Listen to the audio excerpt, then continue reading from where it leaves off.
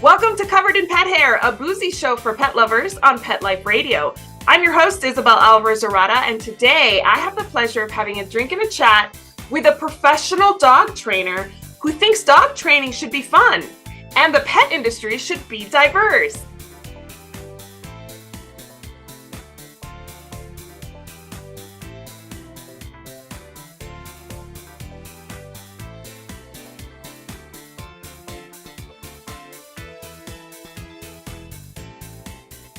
Welcome back to Covered in Pet Hair. I'm your host, Isabel Alvarez-Arata, and today I have the pleasure of having a drink and a chat with a pet parent, a dog trainer, and behavior consultant. She's an entrepreneur. She owned and operated a dog daycare for 7 years. I bet we could do a whole episode on that and all the things she saw and learned there. She is a road tripper, a foodie, a wine snob, and a tea drinker. She's originally from Fredericton, New Brunswick, Canada. Currently lives in Carberry. Am I pronouncing that correctly? Yes. Carberry, Manitoba, Canada. She's partner to Sean, dog mom to 2 Rottweilers, Epic and Saga. She's creator of the Rotten Dog blog. She's Ayoka Bubar. Welcome, Ayoka. It's so good to have you on the show. Thank you very much, Isabel. Oh my gosh, I'm so excited to have you here to speak about stuff that's really important to our industry that doesn't get covered enough. But before I go into the nitty gritty, I want to introduce our drinking game today. So everybody participating in our drinking game at home, anytime you hear this word, make sure you take a drink of whatever you're enjoying. It could be alcoholic, non-alcoholic, whatever it is, just join the fun. But if you are having an alcoholic beverage, make sure you're over 21 in the US to partake. Never drink and drive, and always drink responsibly. So I have a suspicion that you're going to be training later. So what are you having this afternoon? I'm having just plain old tap water. Nothing Tap fancy water for me. Well, you know what? I think the dogs are going to appreciate that. I hope they do. Nothing worse than a boozy dog trainer giving them mixed messages, right? Don't always make the best training choices. No, when booze is involved. No, not at all. Well, I'm not training anybody, especially not dogs today. I'm having a glass of Cabernet Sauvignon because since we are fellow wine snobs, I wanted to bring out the vino. So cheers. Thank you so much for being on the show and being my guest. You're welcome. Thank you. All right. Well, I always start this show with the game, and today is no different.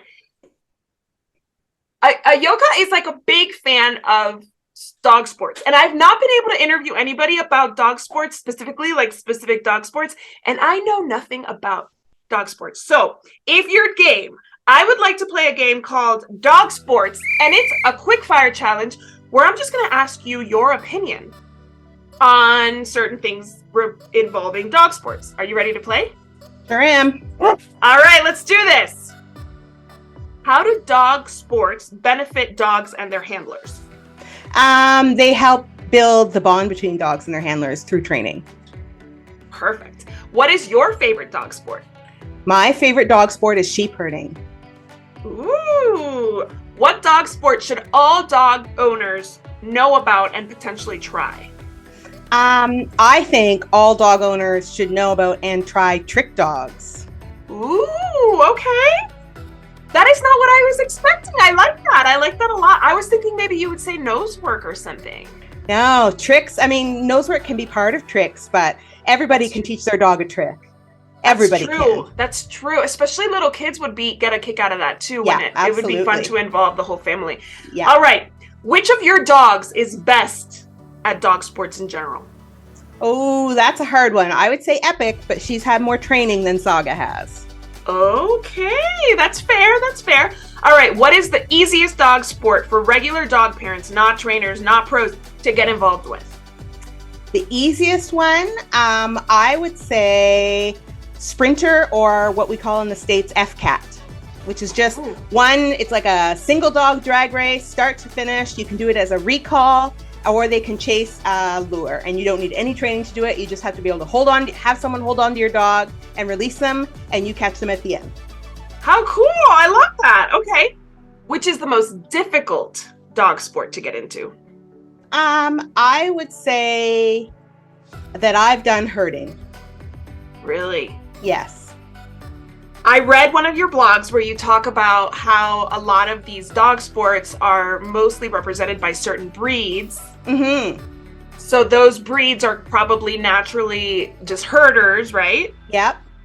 And then your dogs are originally, Rottweilers were originally sheep herders, right? But I mean, Originally cow herders. cow herders. Okay. Yeah. So are they just as interested as sheepdogs would be? In a different way, but absolutely just as interested. How cool. All right, I love that. I love that we're talking about representation in every way. Like, get more dogs into sports regardless of their breed. I love that. Yep. All right. What dog sport would you like to see go by the wayside? Are there any that you're just like, I don't like that sport? You know what? I don't think so. I think all dog sports have their merits. Some of them are more challenging than others, which is good for those of us looking for a big challenge. Some of them are easier to access. Some of us do more than one dog sport. I'm a live and let live with the dog sports kind of person. I love it. And what is missing in dog sports? What is missing? Is there any dog sport you'd like to see added? Is there any kind of just I've never thought about that. I can't think of anything that's missing, but that doesn't mean someone else wouldn't think of something awesome. All right. Well, now you know to kind of start looking. What else can you add to what's already existing? But I feel like you add so much with your blogs. If you're interested in dog sports, definitely check out the Rotten Dog blog, because I love all the blogs you have it all like numbered. Oh, thank you. Steps to doing different things, to getting involved.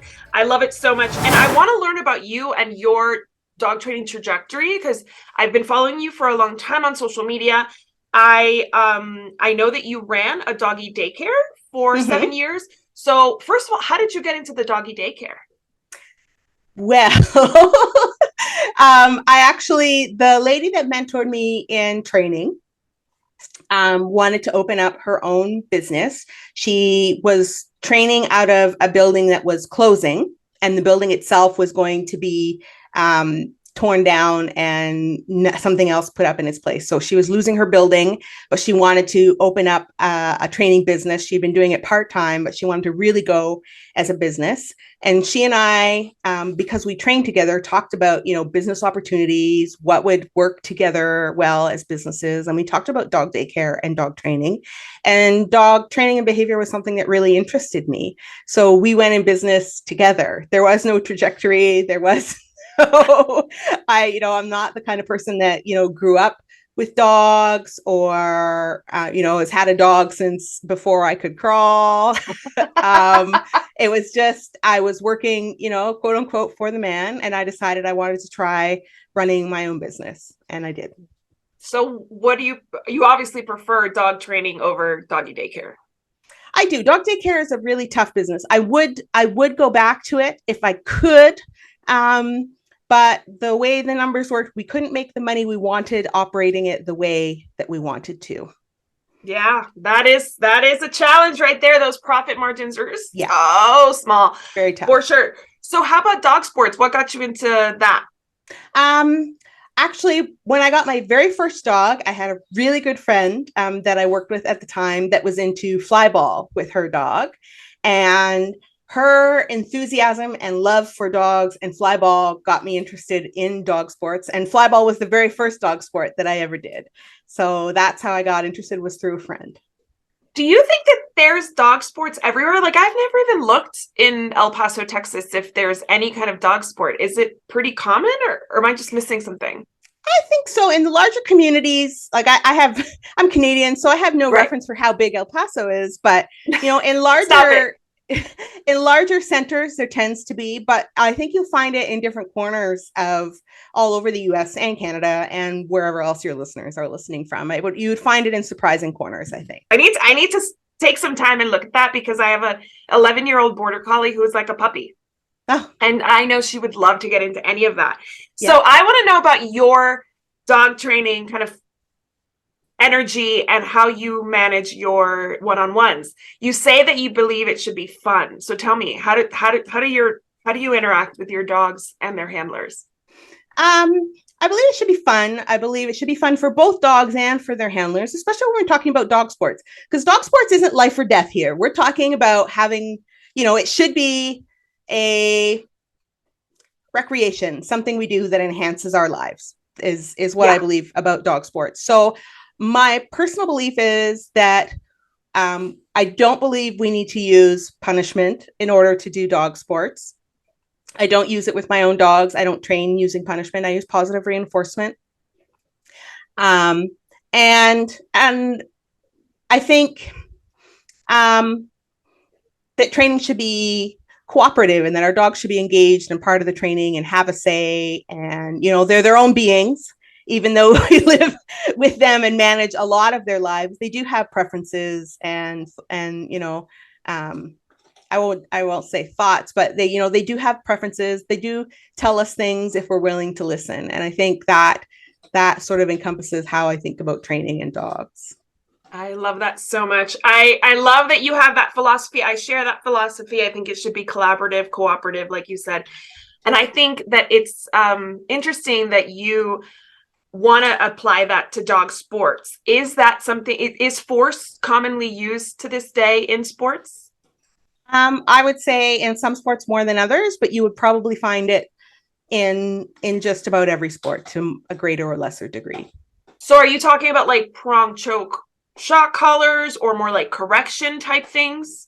You will find, you could find, you know, something as I'll say small as a verbal correction up to using and including prong, choke, electronic collars in dog sports all over.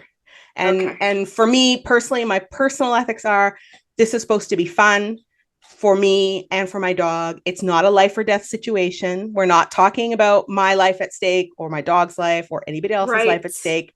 You know, if, you know, as a professional dog trainer, I'm obligated to use Lima. I don't know if you've talked about Lima in your least invasive, minimally aversive techniques, right? So if I was going to use aversive techniques, it would be for the big life or death things. It's not going to be for, I want to go have fun with my dog on a Saturday afternoon and a bunch of other dog owners.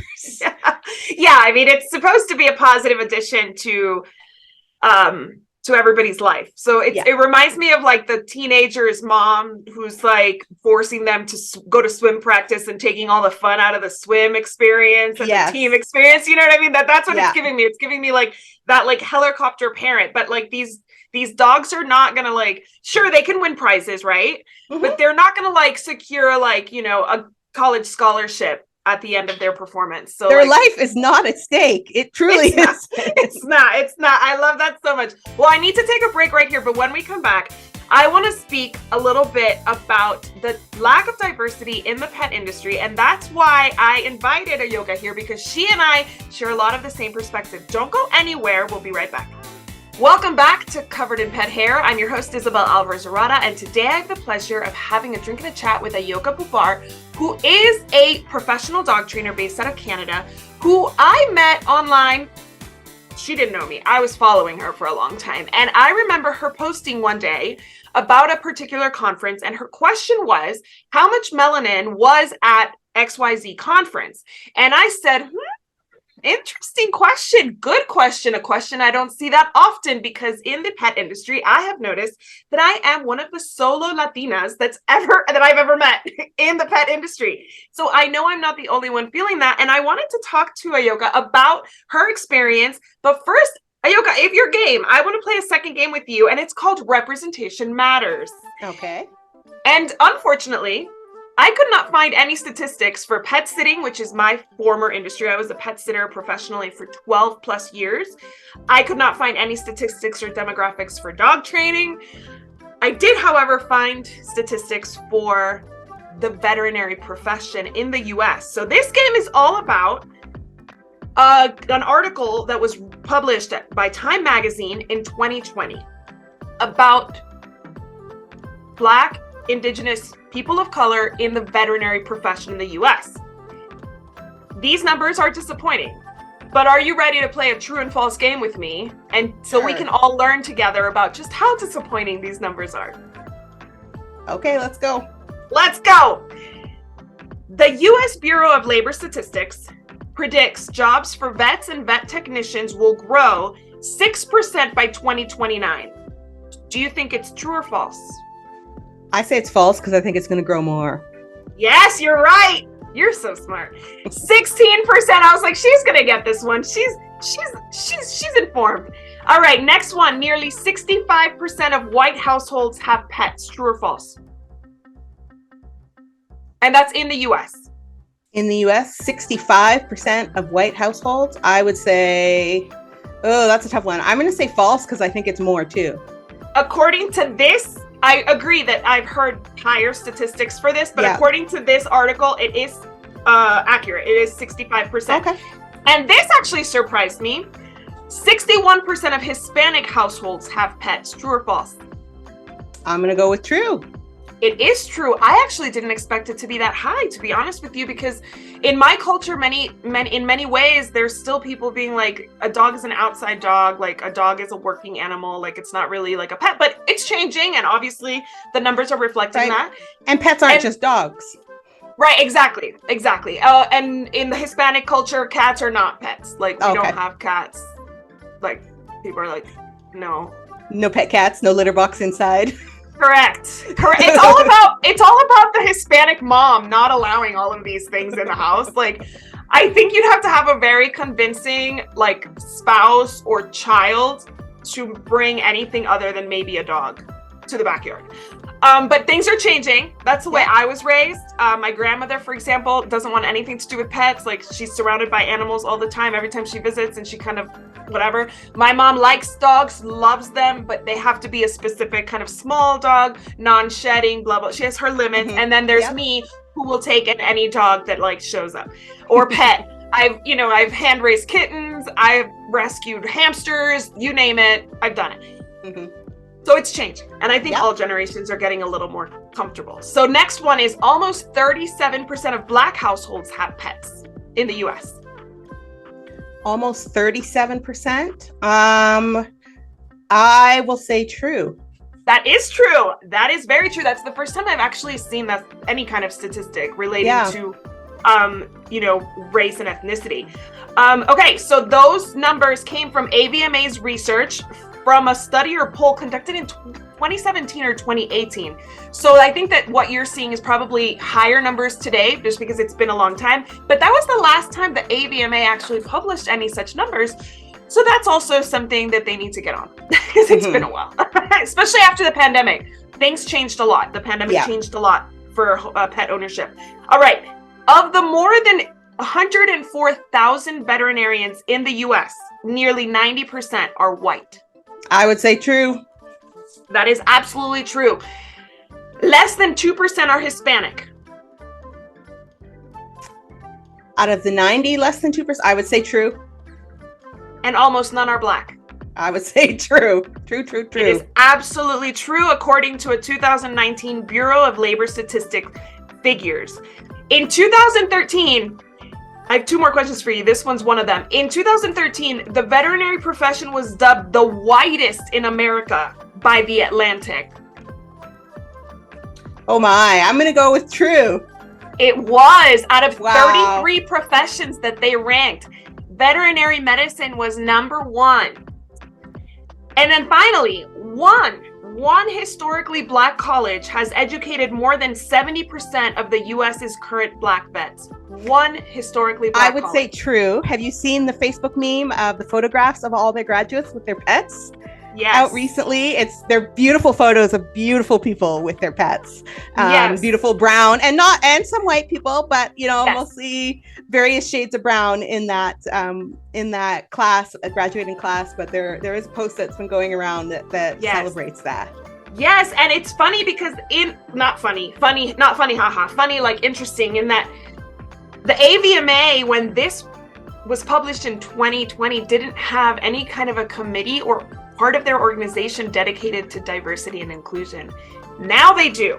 So I think tides are turning, but obviously not fast enough, and it's a little too late, right? But now they do have a committee dedicated to diversity and inclusion. It took that long. And there's also a multicultural veterinary medicine organization that operates sort of outside of the AVMA. I actually found it in my research. I did not write the name, but I know exactly what you're talking about. These are relatively new.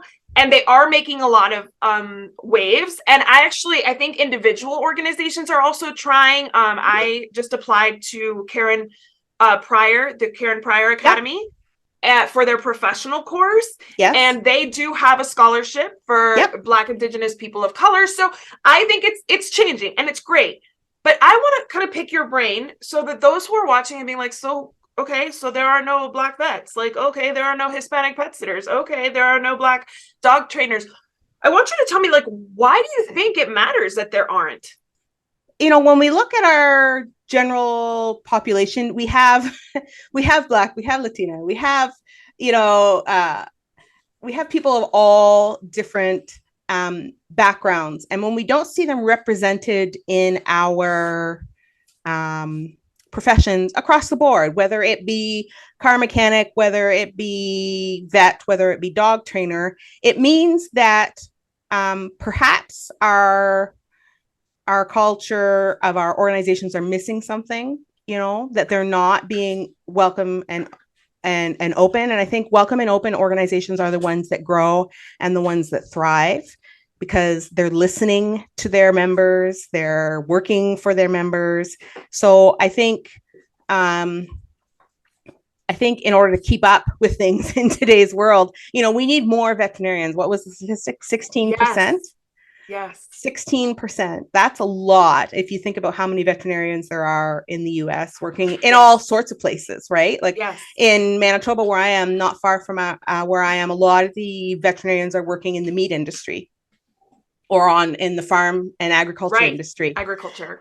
So, vets are everywhere. It's not just taking your cat to the vet. It's all over the place. And, I think if we're missing those people, we're missing some really important voices that could help shape and improve our organizations.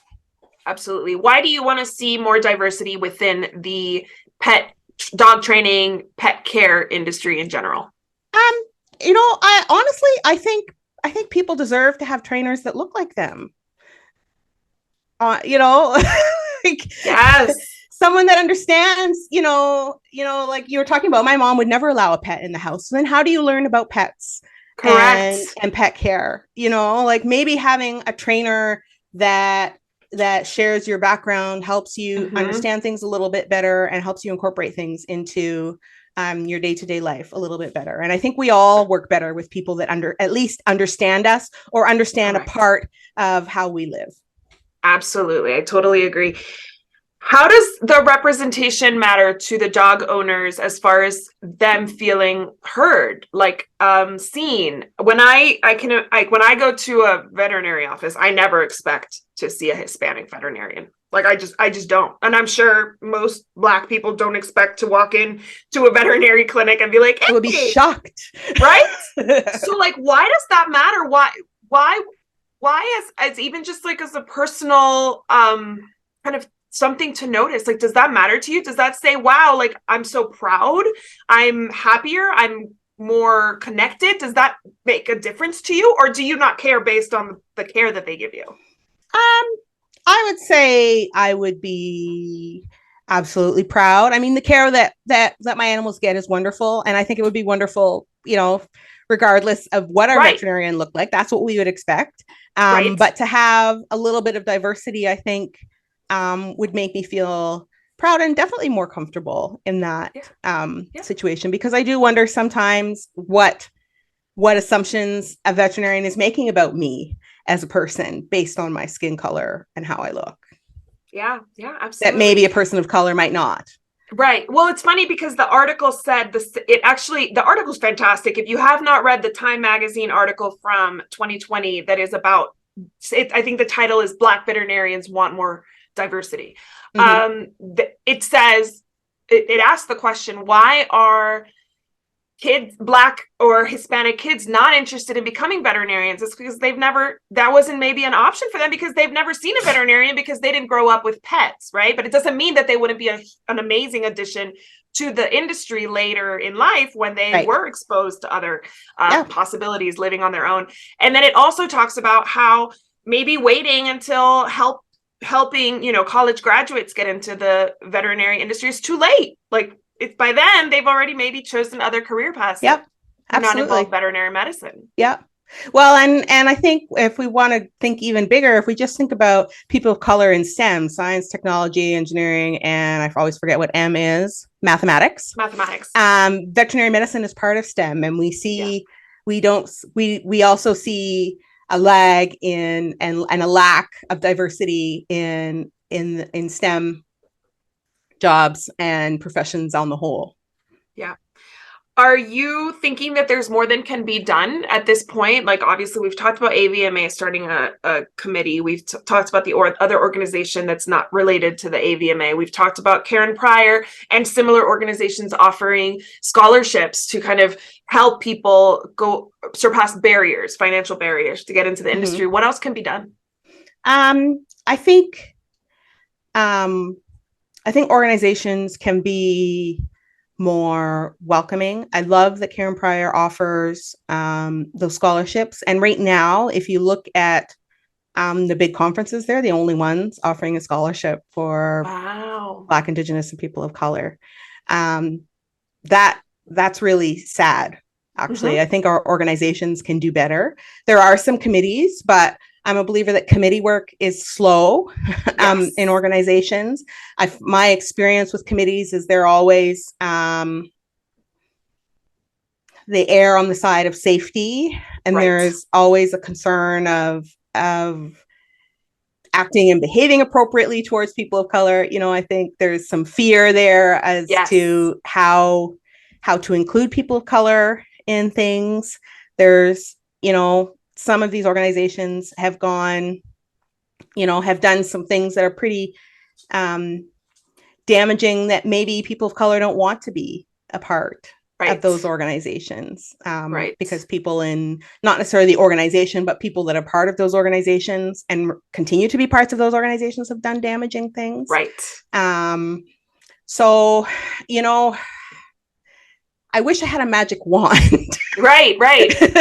These problems are not easy to solve, and they weren't created overnight. Correct. But I think we can do better. I think organizations can do better by certainly offering scholarships. Having people of color, when I asked that question about how much melanin people saw at a certain conference, I was just asking a general question, and it could be melanin in the participants, because this was an in-person conference. How many people of color were at the conference as participants learning? How many people of color were at the conference delivering content? So organizations can do this in multiple ways. Show that we've got people of color in positions where they're teaching, and expose the rest of dog trainers to something a little bit different. I think where change needs to happen is all the way up from the individual to the organization. I thought long and hard, like, how could I personally change? And I can change by what I do individually. I can change by coming and talking to people like you on podcasts, which I have.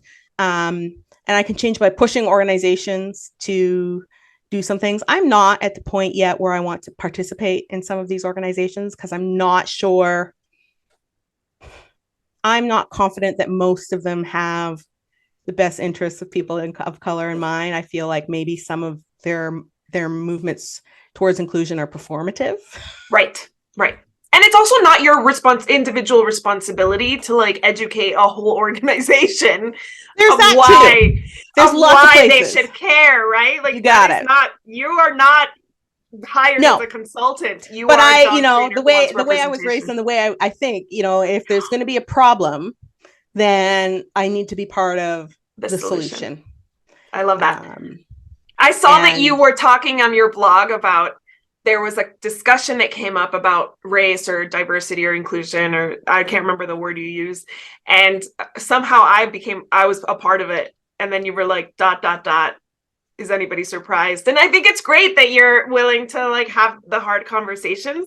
I just hate to see, the solitary person carrying all that weight. Yeah. It's hard. It's a big responsibility. Yeah, absolutely. So how can we help each other? How can participants in the industry that care, that want to see more diversity inclusion, how can these individuals make a difference?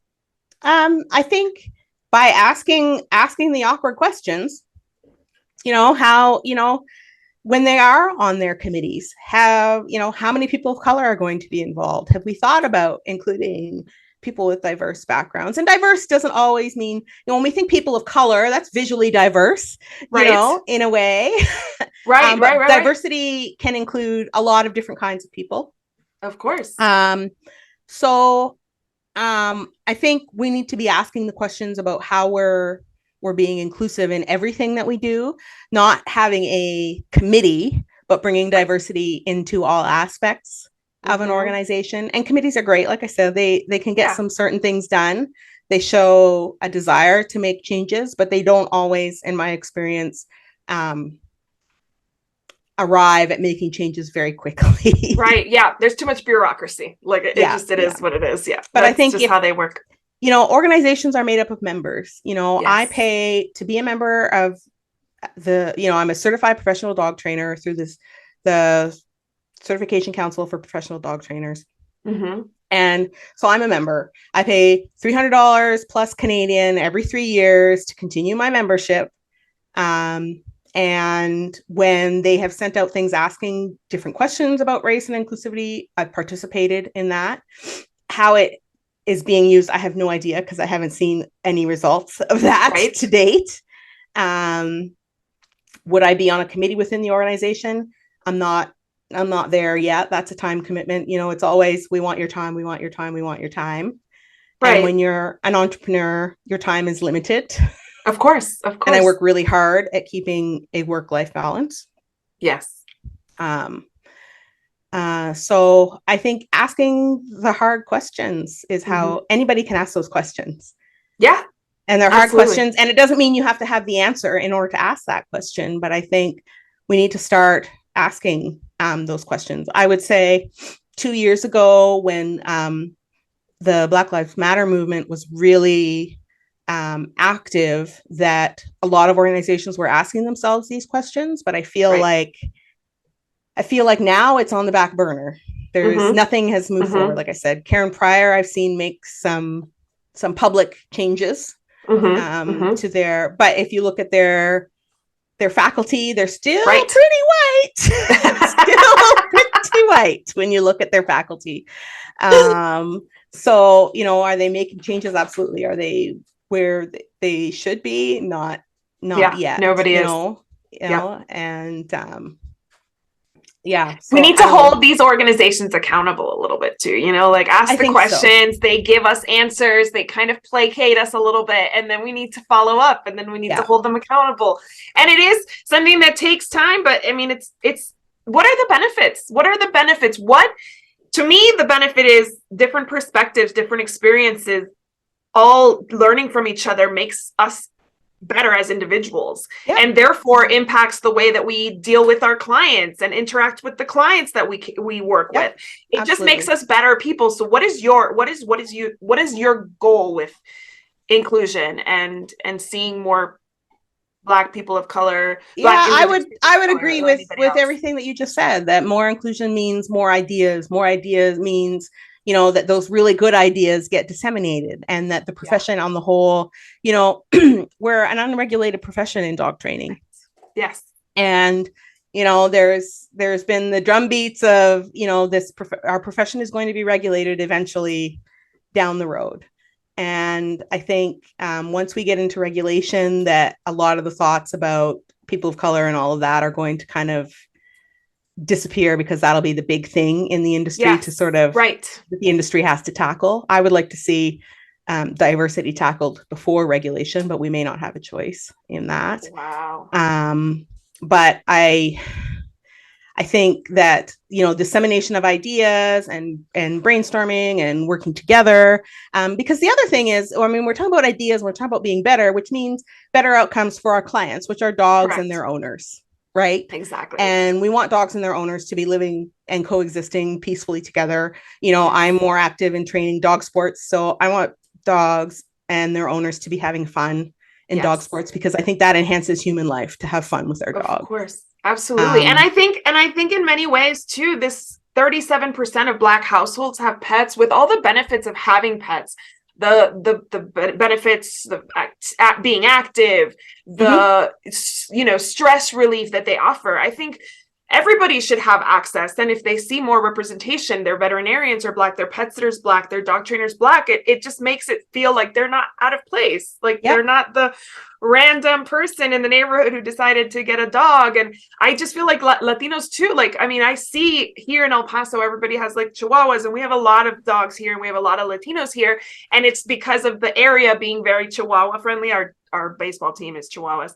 And you see just how much fulfillment, especially the elderly, get from adding these animals to their homes, that companionship. And I hate to see that only 37% of Black households are enjoying those benefits of companionship and sharing their lives with pets. So I want everybody to know everything about you. Tell us how my audience can learn more about you, follow you, and support you and all that you're doing.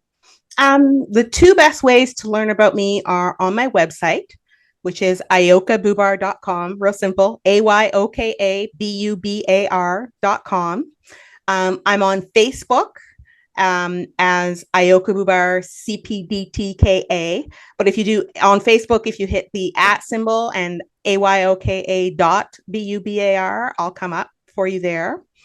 And then on Instagram, I am the OG Rotten Dog. So THEOGROTTENDOG. Perfect. Thank you so much. I want to propose a toast to you for the passion that you bring to the industry, both for pets, for diversity, for human interaction, for just being a good person. Thank you so much for what you do. Cheers. Cheers. I want to propose a toast to my executive producer, Mark Winter, for letting me have these awesome guests and talking about all these important things, sometimes fun, sometimes serious, always with a glass of wine in my hand. So cheers to you, Mark, and cheers to our audience for joining us for these awesome discussions. Here's to a life covered in pet hair, because there's no better way to live. Cheers. Cheers. To learn more about Covered in Pet Hair, please visit coveredinpethair.com or petliferadio.com. And don't forget to like, subscribe, hit the notification bell so you get my videos whenever I upload. And if you're listening to this on Pet Life Radio or a podcasting platform, please be sure to review the podcast, give us a thumbs up, subscribe, and so you can get all the notifications when I drop a new episode with awesome people from the pet industry. Thank you so much for watching, and I'll see you next time.